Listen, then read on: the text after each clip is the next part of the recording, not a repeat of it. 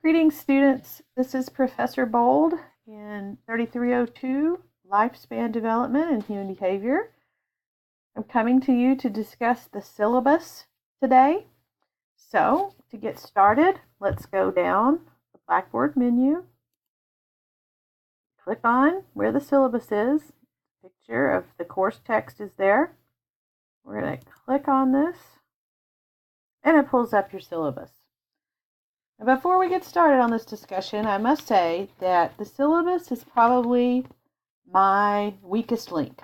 It is the one thing that is very difficult to make come out correctly formatted using the tools that I have been afforded. So I do the best I can, and there will be some imperfections in it, but it is a useful tool. It is a working tool also that sometimes I need to change it. I don't typically make dramatic changes, and if I do make changes, it's usually for the better. So you can expect that this will be our guide for now, but it is subject to change.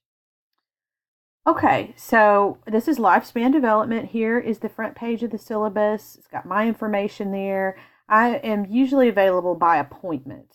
I like to be in the office on Tuesdays and Thursdays, but I can't ever guarantee exactly what time I'm going to be there. So if you need to talk to me, we can talk on the phone, we can talk online, we can talk Skype. However you want to communicate with me, I'm open to communicating with you. We can meet in person if you need to, and we can schedule an appointment for that.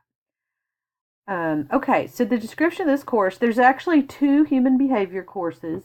The first one is called Theories of Human Behavior, and that's 3301. And some of you may be taking that course right now as well. So you might be taking 3301 and 3302 at the same time.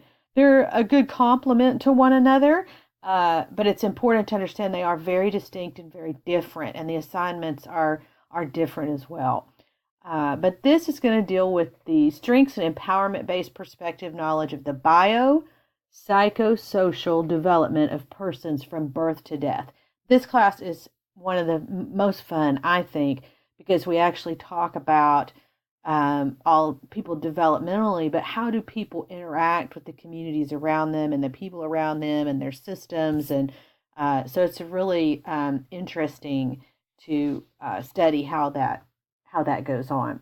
Just so you know, in case no one's explained the student learning outcomes to you, the Council of Social Work Education requires that we have student learning outcomes that directly relate to the activities that we provide. So all of the course materials, including the PowerPoints and the videos and everything, have been provided with the idea that they're going to meet some of these outcomes for you, and that you will know how to apply social work principles to guide professional practice, as it says there, and that you'll have some critical thinking and you'll learn about diversity. So these are all the things that you can expect to learn from this class. And when you get finished with this class, these are areas that you should know more about. You should be more knowledgeable in these areas.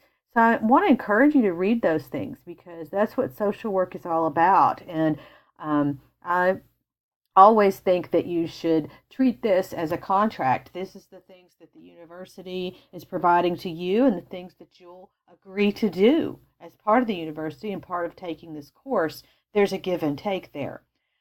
Here on the syllabus, you have the required textbook. And then I also suggest that you don't have to buy the APA manual for sure, but you need to be able to access online APA materials, because everything we do, excuse me, oh, I'm so sorry, in social work is APA required. So, okay, here are the major assignments. One of your biggest assignments, excuse me, oh my, I'm so sorry. One of the biggest assignments that you have is this group presentation, worth 25% of the grade. Yes, you will be required to get into groups. And there's some specific information here, but it doesn't mean that you have to meet in person. There's lots of ways online to communicate with your group, to share documents, and put this presentation together. A primary thing about the groups is that everybody needs to read, everybody needs to participate, everybody needs to do the activities in the class. If everybody's not participating, then you will see areas that are less than up to standard in this presentation. And here it talks about what's expected when you're working in a group, but there is some additional information online in Blackboard that you're going to want to access. There is a guide and some instructions there on exactly what's expected of your group. And there's a place to post things. You also will be giving a group feedback form. So that's going to mean that you will be giving feedback to the other people who were in your group. And you will include yourself in that and say, how did you do? This helps keep us accountable, but it also helps us understand where we need to improve in certain areas, either professionally or in our skills and communication. So it's very helpful as well. You will also be looking in a discussion board to see everybody else's presentation.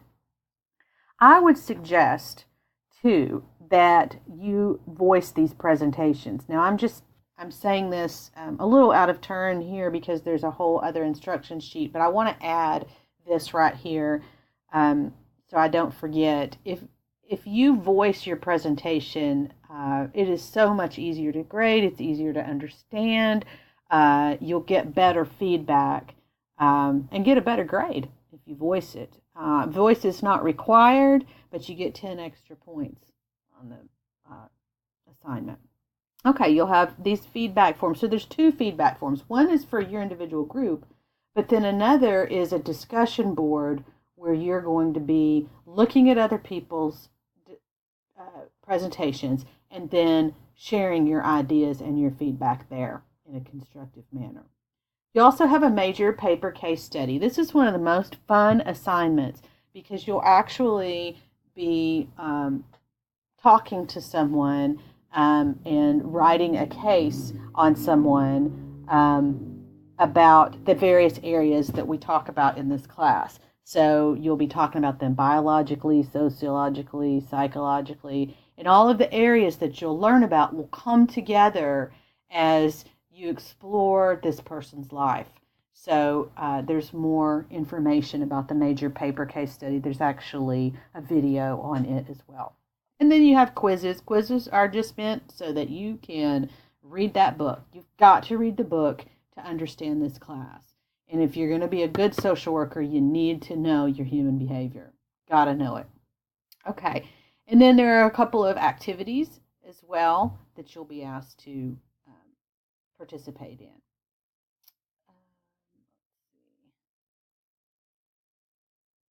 Okay.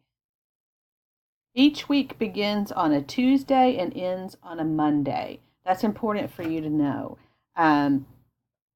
You'll see that it works out better because then you get the whole weekend to complete your task. So it starts on a Tuesday and ends on a Monday.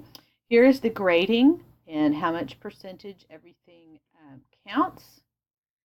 And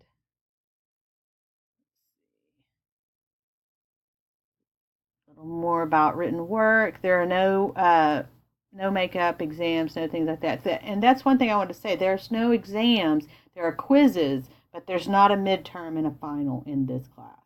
So there are quizzes, 10 short quizzes. I'm just scrolling through here as I expect you to do.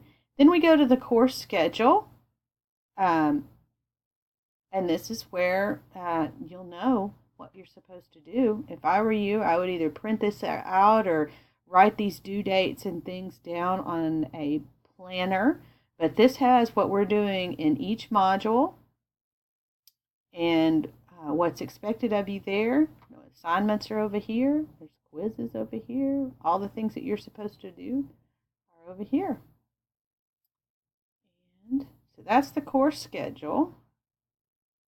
And then there's some good information here about student support services. A lot of times students may avoid this area or think that this is not helpful, but let me tell you, read this stuff, because there is advising and mentoring and tutoring and counseling and all kinds of things that you may not be accessing that you weren't aware of. So read through this and all the syllabuses that you get for details so that you'll know if something does happen, where can I get help? Also, if you have a disability accommodation letter, go ahead and give that to me, send that to me. You can email it to me. But here's some other counseling, psychological services. We have all kinds of things in place to support students in being successful. And really, that's my job, is to help you be successful in this class, to learn about human behavior. I'm enthusiastic about it. I absolutely love the topic. I've taught this class many, many times. So I'm very glad that you're taking this class. Be sure at the end of it that you do a student feedback survey. And what's interesting about the syllabus, too, is if you hover over some of these things, then you can click on those links. Okay? All right. There is your course syllabus. Enjoy the semester.